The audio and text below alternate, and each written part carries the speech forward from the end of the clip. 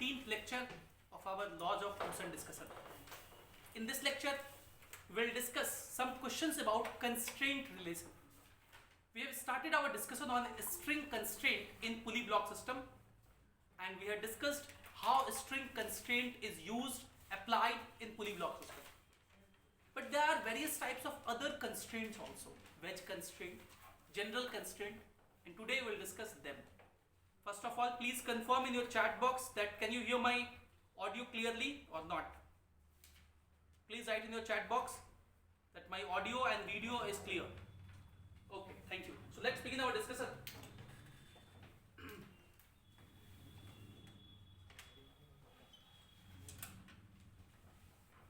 So first we will discuss some of the questions on string constraint only. पहले हम लोग string constraint के कुछ सवाल करेंगे, and then we will move forward with other questions.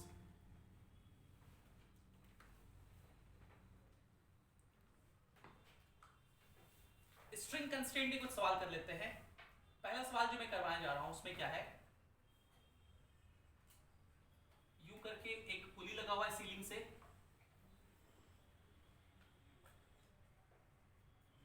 एक ये पार्टिकल है, ब्लॉक्स को समझ सकते हैं आप, और किसी इंस्टेंट पे इस ब्लॉक का हॉरिजॉन्टल स्पीड v है, ये एंगल थीटा है, और ये दूसरा ब्लॉक है, इस ब्लॉक का मास m है, और ये ब्लॉक नीचे जा रहा है उस इंस्टेंट पे u से. इस इंस्टेंट पे u और v में क्या रिलेशन होगा ये आपको बताना है. क्या ट्राई कीजिए सब लोग. ये पार्टिकल, इस पार्टिकल का हॉरिजॉन्टल वेलोसिटी v है, ये एंगल थीटा है हॉरिजॉन्टल से. इस पार्टिकल का मास आप कुछ और मान सकते हो, कैपिटल M. मास से कोई लेना देना नहीं होता कांस्टेंट में. और इस पार्टिकल का उस इंस्टेंट पे स्पीड नीचे की तरफ u है.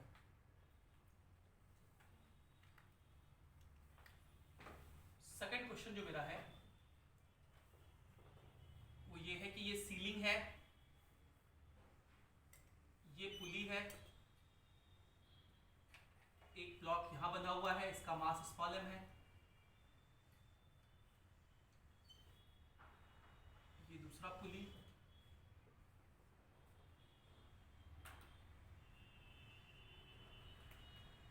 ये तीसरा पुली, और इस तरह से ये सीलिंग से कनेक्टेड है.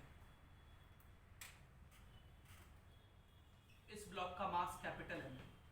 किसी इंस्टेंट पे अगर ये ब्लॉक V1 से नीचे जा रहा है और ये ब्लॉक V2 से ऊपर जा रहा है, तो आपको बताना है V1 और V2 में क्या रिलेशन होगा. तीसरा सवाल मेरा है,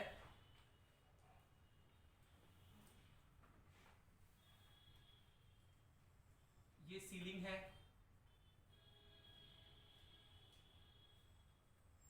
ये पुली है,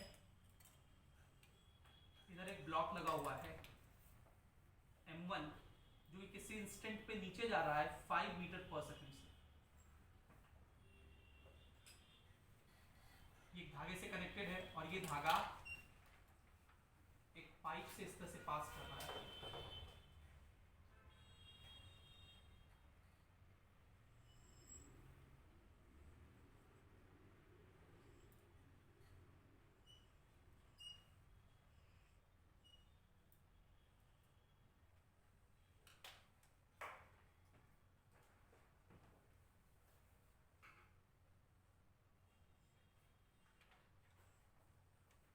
ये ब्लॉक M2 है. इस ब्लॉक का ऊपर की तरफ वेलोसिटी V2 आपको बताना है. ये V1 दिया हुआ है 5 मीटर पर सेकेंड, और ये जो पाइप है ये सिर्फ हॉरिजॉन्टली मूव कर सकता है, रेस्ट्रिक्टेड टू मूव हॉरिजॉन्टली. ये एंगल 37 डिग्री है, और ये एंगल 53 डिग्री.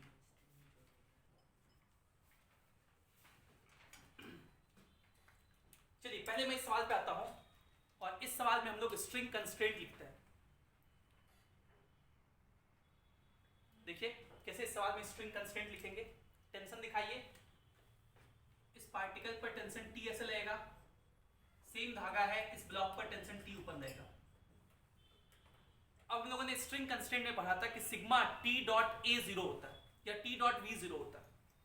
तो यहां पर वेलोसिटी इसलिए हम लोग सिग्मा टी डॉट वी लिखेंगे, sigma T dot V is equals to zero. इसको स्ट्रिंग कंस्ट्रेंट कहते थे।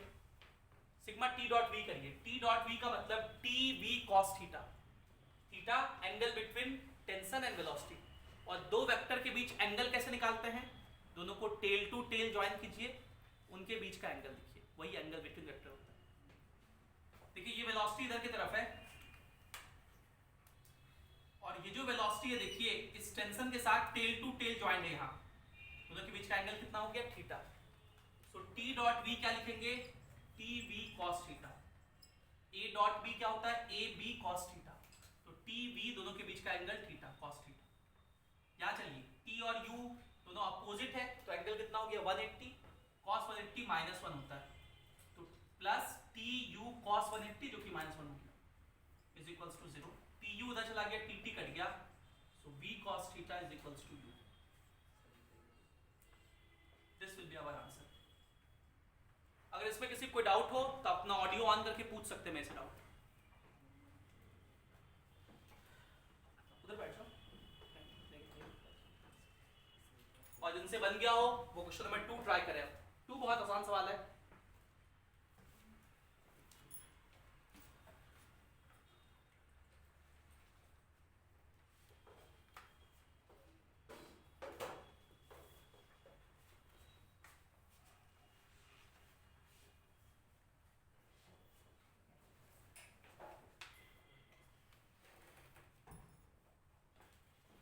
Okay, so let's solve question number 2।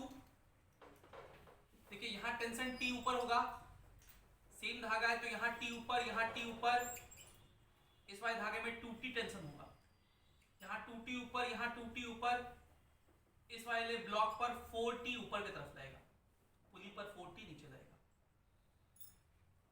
अब फिर से T डॉट V कीजिए, यहाँ पर TV2 सेम डायरेक्शन में इसलिए प्लस लिखेंगे, यहाँ क्या लिखेंगे माइनस 4TV1 क्योंकि अपोजिट डायरेक्शन में इज इक्वल्स टू 0। T उधर जाके कट गया, so V2 is equals to 4V1। V2 is equals to 4V1, ये हम लोग का आंसर हो जाएगा। यहां चलिए इस ब्लॉक में यहां पर टेंशन T1 होगा, ये धागा है, यहां पर टेंशन T1 होगा, लेकिन इस वाले धागे में टेंशन चेंज कर जाएगा। हालांकि है ये सेम धागा, लेकिन क्योंकि इस धागे के ऊपर ये ब्लॉक रखा हुआ है ना, इस पाइप से पास कर रहा है ना, तो कॉर्नर्स की वजह से इसमें टेंशन चेंज हो जाएगा। यहां टेंशन T2 कहेंगे, इस ब्लॉक पे टेंशन T2। स्ट्रिंग कंस्ट्रेंट जो लिखते हैं वो हम लोग सिर्फ एक स्ट्रिंग में लिखते हैं, दोनों स्ट्रिंग में नहीं लिख सकते। मतलब आप सिर्फ इस स्ट्रिंग के लिए कंस्ट्रेंट लिखोगे, पहले इस वाले स्ट्रिंग के लिए लिखो। आप ये जो ब्लॉक है इसका वेलोसिटी मान लो हॉरिजॉन्टली किधर भी जा सकता है, तो आप मान लो ये इधर की तरफ जा सकता है, इधर की तरफ हॉरिजॉन्टल वेलोसिटी भी मान लो, ठीक है। कंस्टेंट लिखिए, इसके लिए क्या लिखेंगे T1 ऊपर, नीचे वेलोसिटी, तो अपोजिट है ना, तो 5T1 विद नेगेटिव साइन लिख दें, TV और अपोजिट है इसलिए माइनस, TV cos थीटा लिखना होता है, cos 180 नेगेटिव। इसके लिए चलिए टेंशन T1 है, वेलोसिटी V1 है, दोनों के बीच का एंगल देखिए टेल टू टेल ज्वाइन है ना, तो एंगल 37 डिग्री, तो T1 into V into cos 37 is equals to 0। एक स्ट्रिंग के लिए ही कंस्टेंट, उसको उधर भेज दीजिए, तो V into cos 37 पहले 4/5 हुआ करता था, T1 कट जाएगा, ये 5, तो V is equals to 25/4 metre पर सेकंड। ये इसका वेलोसिटी हो गया, आपको इसका वेलोसिटी निकालना है, तो अब आप फिर से यहाँ कंस्टेंट लिखिए। देखिए ध्यान से, ये जो सिलेंडर है इसका वेलोसिटी इधर v है, तो यहाँ इस पॉइंट पे वेलोसिटी इधर दिखाएंगे v। देखो यहाँ टेंशन ये T2 और ये velocity tail to tail joint है, इनके बीच का एंगल इसको कहेंगे, ये कितना एंगल है 180 माइनस 53। कितना एंगल है 180 माइनस 53। तो लिखिए कंस्टेंट इस सेकंड स्ट्रिंग के लिए लिखना है, क्या लिखेंगे T2 into V into cos 180 minus 53। समझिएगा ध्यान से, टेंशन है T2, वेलोसिटी है V और इनके बीच का एंगल कितना है 180 माइनस 53, टेल टू टेल के बीच का एंगल। ये हो गया यहाँ पे ये टेंशन T2 वेलोसिटी V2 दोनों सेम डायरेक्शन में है, तो एंगल 0 cos 0 1 होता है। T2 V2 is equals to 0। cos 180 minus 53, cos 180 minus theta minus cos theta होता है, तो minus T2 into V into cos 53 is equals to, उसको इधर भेजिए माइनस T2 V2, तो T2 से T2 कटा, माइनस से माइनस कटा, V का वैल्यू पता है 25/4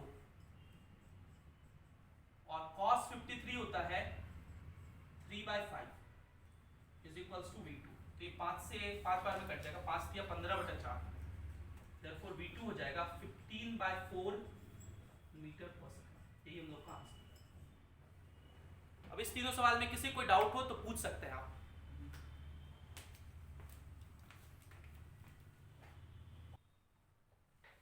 एक सवाल हम लोग और करते हैं। आपको V1, V2 और V3 के बीच रिलेशन निकालना है। फाइंड रिलेशनशिप बिटवीन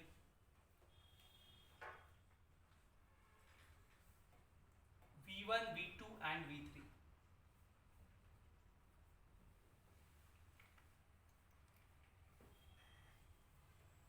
ये एक सरफेस है, इस पर ये एक बड़ा सा ब्लॉक रखा हुआ है। ये क्वेश्चन ना आपके पैकेज में भी है, लेकिन वहां पे थोड़ा सा डेटा अच्छे से नहीं दिया हुआ है, तो मैं यही करवा दे रहा हूँ।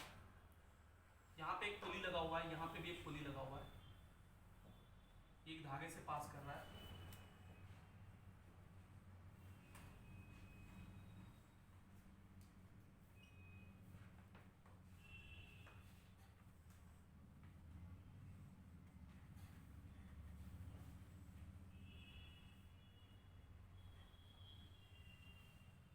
ये ब्लॉक M3 जो है इधर जा रहा है V3 से, और ये एंगल बीटा है, और ये M1 जो है वो इधर जा रहा है V1 से, और इसका जो हॉरिजॉन्टल से एंगल है वो अल्फा है। आपको बताना है कि ये जो बिगर ब्लॉक है उसका वेलोसिटी क्या होगा, मतलब इस V का वैल्यू निकालना है V1 और V2 के टर्म में और अल्फा बीटा के टर्म में। ट्राई कीजिए सब लोग, मैं 2 मिनट का समय दे रहा हूं आप लोग सबको। कंस्ट्रेंट रिलेशन सही से लिखना है खाली। चलिए अब डिस्कशन पे आते हैं। देखो ये सेम धागा है, यहां पे टेंशन T ऐसे लगेगा। ये जो पुली है, ये पुली इसी ब्लॉक से अटैच है, ये पुली इसी ब्लॉक का पार्ट हुआ। इस पुली पर यहां पर टेंशन T देखो ऐसे लगेगा, और यहां टेंशन T ऐसे लगेगा।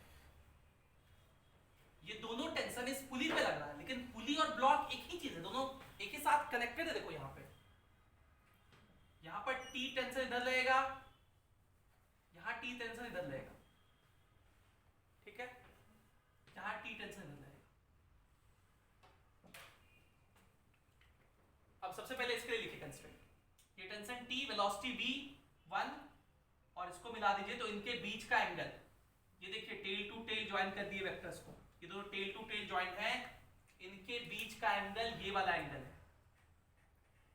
ये एंगल कितना है 180 माइनस अल्फा, 180 माइनस अल्फा। तो इसके लिए क्या इक्वेशन लिखेंगे, TV1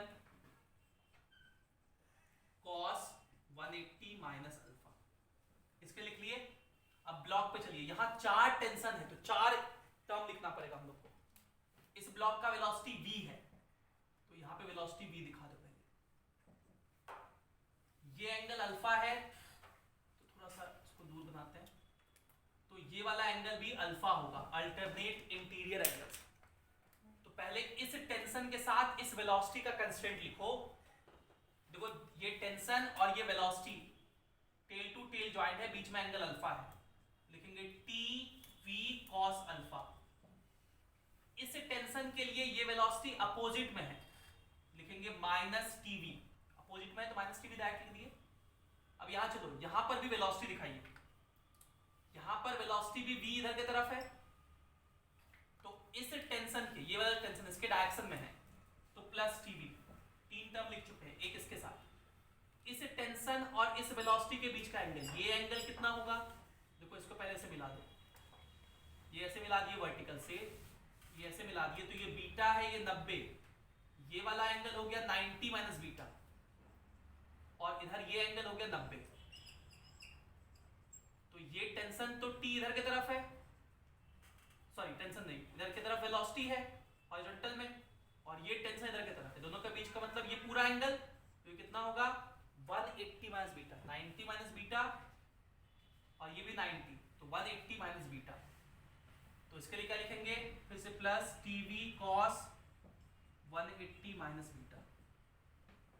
आखिरी इसके लिए TV3, दोनों के बीच का एंगल बीटा, तो plus TV3 cos beta is equals to 0। अब देखिए ये माइनस टीवी, ये प्लस टीवी कट गया, cos 180 minus alpha minus cos alpha होता है, तो जगह TV1 माइनस कॉस अल्फा, ये प्लस TV कॉस अल्फा, ये हो जाएगा माइनस TV कॉस बीटा, क्योंकि cos 180 minus beta minus cos beta होता है, plus TV3 cos beta is equals to 0। तो सब जगह सबसे पहले तो T कट गया, हम लोग को V का वैल्यू निकालना है, हम लोग को V का वैल्यू निकालना है, तो V यहां पर भी और यहां पर भी है, आप V कॉमन ले लो इन दोनों में से, तो बचेगा cos alpha minus cos beta is equals to, यहां देखिए माइनस V1 cos अल्फा उधर भेज देंगे तो V1 cos अल्फा हो जाएगा, इसका काम हो गया। ये प्लस V3 cos बीटा उधर भेज देंगे, माइनस V3 cos बीटा, सो V का वैल्यू हो जाएगा V1 cos alpha minus V3 cos beta upon cos alpha minus cos beta,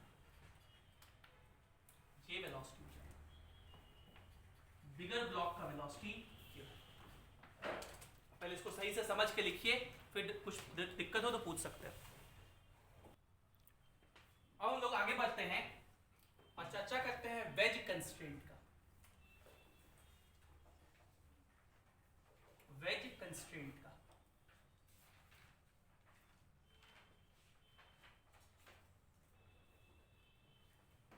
veg constraint में क्या होगा, आपके पास दो ब्लॉक होंगे, जैसे मान लीजिए छोटा सा कॉन्सेप्ट है,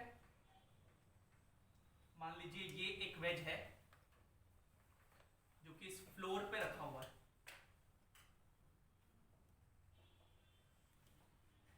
और इसके ऊपर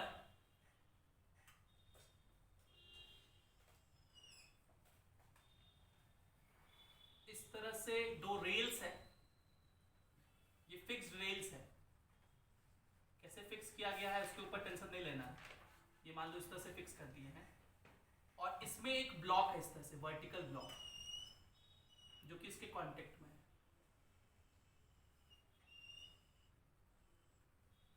ठीक है।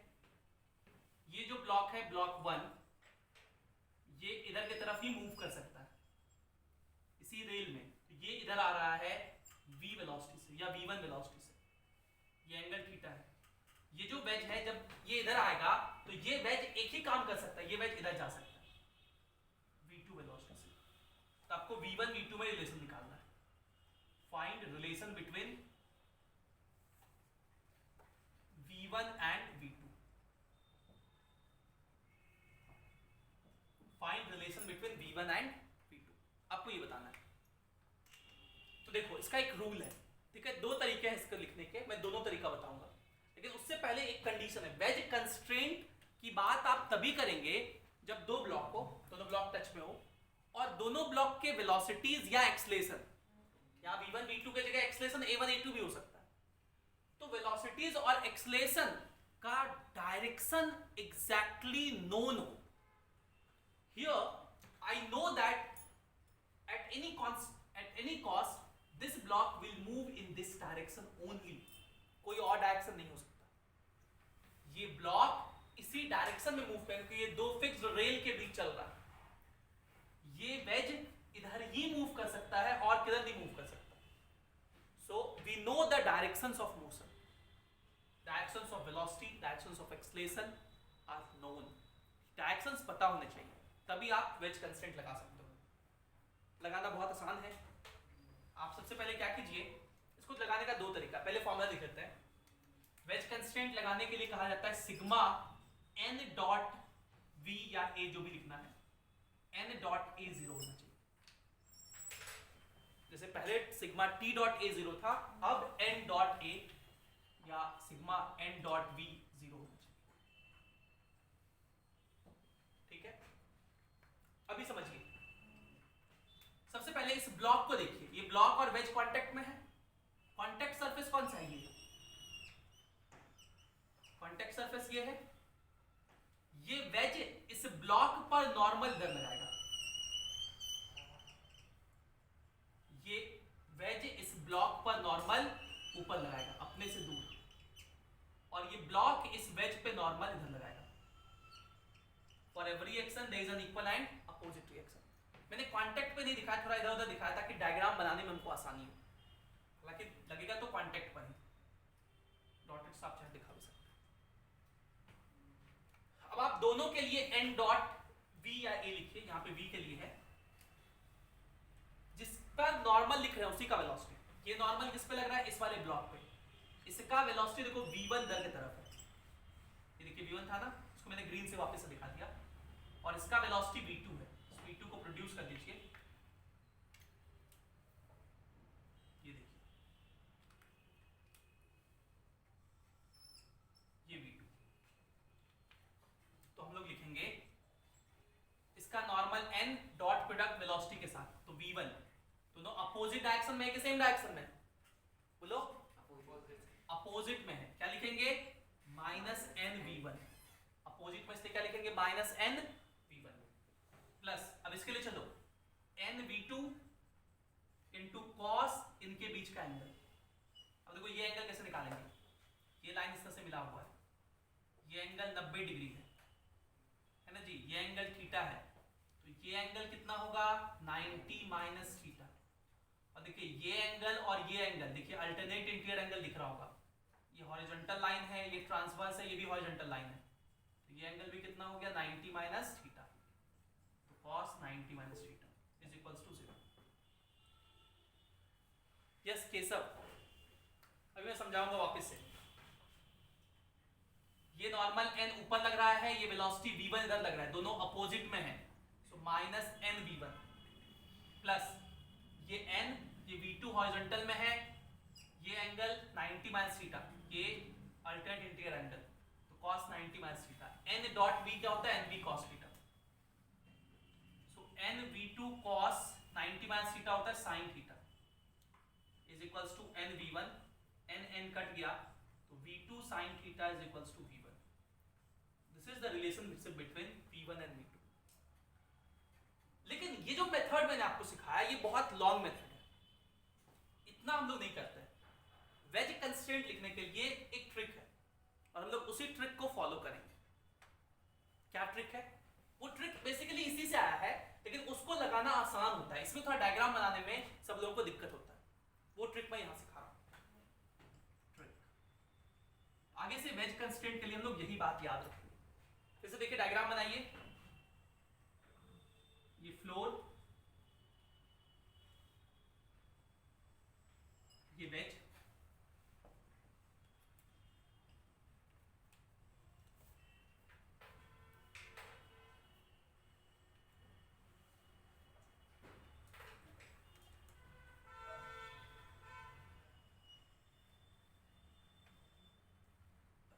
ये ब्लॉक 1 है और ये ब्लॉक 2 है।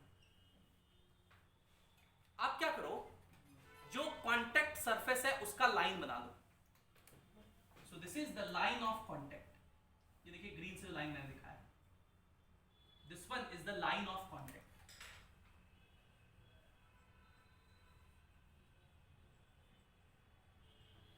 इस लाइन ऑफ कांटेक्ट के परपेंडिकुलर लाइन बनाइए। So this is the line perpendicular to line of contact. याद है कोई दिक्कत? अब क्या कीजिए कि ये जो पॉइंट है जहां पे दोनों इंटरसेक्ट किया, इसी पॉइंट पर दोनों का वेलोसिटी दिखा दीजिए आप। इसी पॉइंट पर दोनों का वेलोसिटी आप दिखा दीजिए। पहले ये जो ब्लॉक है इसका वेलोसिटी v1 इधर है और इसका वेज का वेलोसिटी v2 इधर है। दोनों वेलोसिटी दिखा दिए।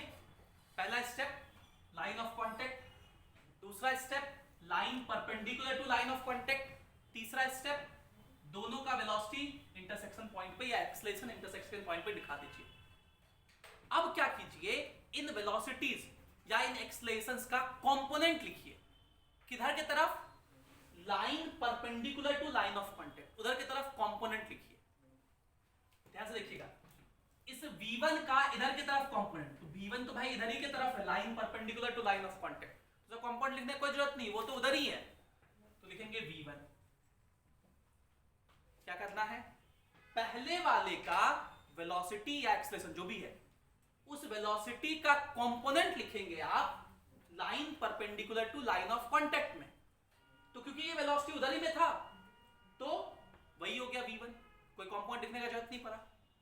And that component will be equal to component of second velocity in the direction of line perpendicular to line of contact. मतलब इस v2 का भी आप इधर कंपोनेंट लिखो। अब देखिए ये एंगल 90 डिग्री है, जैसे सिखाया आपको एंगल हम, ये देखिए एंगल समझिए फिर से, ये एंगल थीटा है, ये एंगल थीटा है, तो ये एंगल थीटा होगा, कॉरेस्पॉन्डिंग एंगल्स है ना। और ये नॉर्मल के डायरेक्शन में देखो परपेंडिकुलर लाइन है, तो ये पूरा एंगल 90 होगा, तो ये वाला एंगल कितना हो जाएगा 90 माइनस थीटा। तो v2 का इधर की तरफ कंपोनेंट क्या हो जाएगा v2 cos 90 minus theta. So v1 is equals to हो जाएगा v2 sin theta, v1 is equals to हो जाएगा v2 sin थीटा। पहले इसको सही से डायग्राम बना के लिखिए। अब अगर ये बात अच्छे से समझ में आ गया हो तो बिल्कुल इसी पे बेस्ड एक सवाल दे रहे हैं, बस यही बात आपको ध्यान में रखना है। आप लाइन ऑफ कांटेक्ट बनाइए, लाइन ऑफ कांटेक्ट के परपेंडिकुलर लाइन ड्रॉ कीजिए, दोनों का वेलोसिटी एक्सेलरेशन दिखाइए वहां पे, और दोनों वेलोसिटीज का कंपोनेंट बराबर कर दीजिए किधर की तरफ, line perpendicular to line of contact. एक सवाल मैं और दे रहा हूं और इससे क्लियर हो जाएगा कि आपको समझ में आया कि नहीं आया।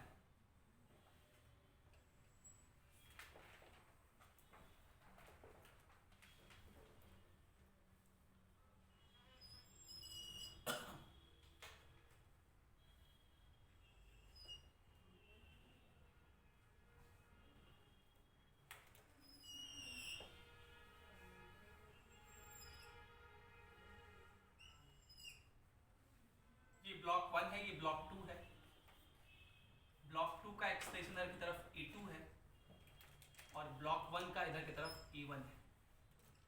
आपको a1 a2 में रिलेशन बताना है, find relation between a1 and a2।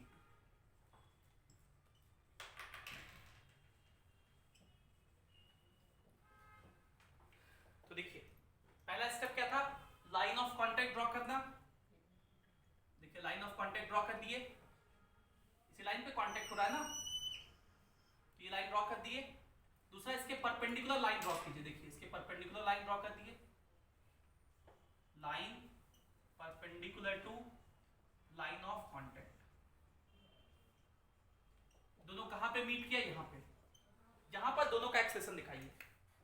तो पहले वाले का एक्सेलरेशन डाउनवर्ड है, तो देखिए डाउनवर्ड एक्सेलरेशन दिखा दिए a1, और इसका एक्सेलरेशन हॉरिजॉन्टल है a2, देखिए इसका एक्सेलरेशन भी दिखा दिया हॉरिजॉन्टल में a2। अब मुझे a1 और a2 में रिलेशन चाहिए, तो अब आप क्या कीजिए, a1 का कंपोनेंट लिखिए किधर, line perpendicular to line of contact, इधर की तरफ।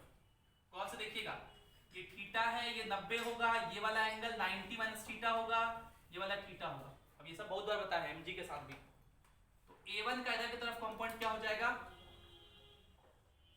a1 का इधर की तरफ कंपोनेंट a1 cos थीटा, बीच में एंगल थीटा है ना जी, तो कितना हो जाएगा a1 cos थीटा। तो a1 का कंपोनेंट लिख दिया line perpendicular to line of contact में। अब a2 का चलिए, देखिए ये पूरा एंगल 90 डिग्री है, ये वाला एंगल थीटा है, तो ये वाला एंगल कितना होगा 90 माइनस थीटा।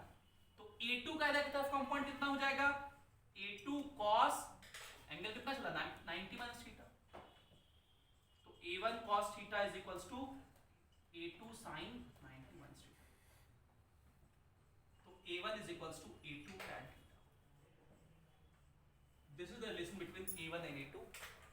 अभी तक कभी सवाल नहीं आया इस पे, बहुत छोटा सा कॉन्सेप्ट है, बहुत टफ भी नहीं है, आसान सा है, कुछ बुक्स में ही मिलता है, ठीक है। इतनी बातें बस याद रखिए, अगर कभी खुदा न खास्ते आ गया तो आप यूज कर सके वेज कंस्ट्रेंट उसका concept, right. So this completes our 19th lecture, ठीक है। Thank you for being with us, have a great day.